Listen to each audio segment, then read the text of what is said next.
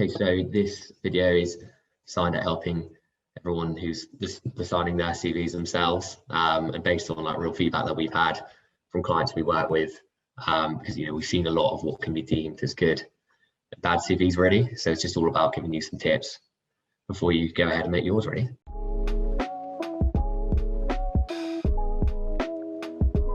So absolute number one, which is for certain as well, is to make sure spelling and punctuation is on point. This goes for anyone really hoping to secure their next job with a great CV. So obviously not just positioned in the software engineering and tech space. This is for anyone's CV as a whole really. So you wouldn't really believe how often this happens, and obviously it's just an easy mistake to make.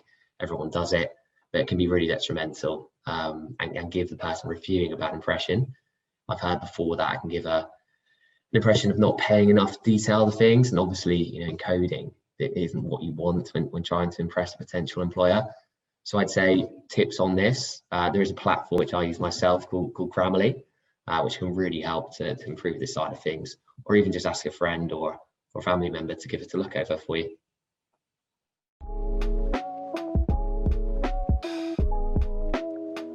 Number two is presentation and layout. So your CV is not only a chance to demonstrate your experience and qualifications, but also a real opportunity for you to showcase your eye for detail.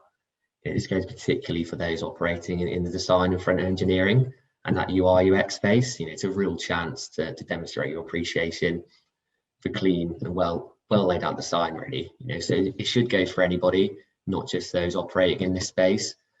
Those reviewing it aren't always technical people, and pleasant visual is always nice. I know that's something I like myself.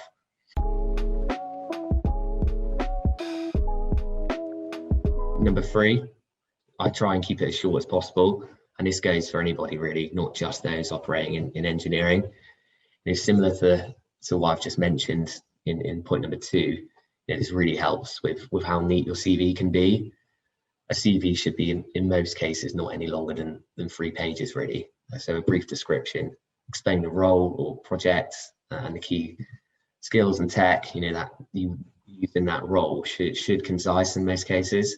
Obviously this is more difficult if there's more experience you gather over the years, but it can affect that length. But one piece of advice would just be to keep your most recent experience more detailed, and the earlier roles less detailed really, because they're probably less important and less relevant to the position that you're applying for at the moment.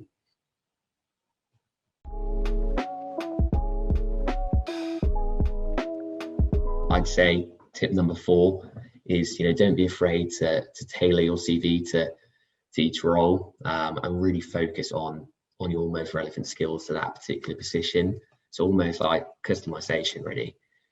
I would always advise that anyone that I work with is to highlight their skills for that particular role, not just the things that's listed specifically on their resume at the moment.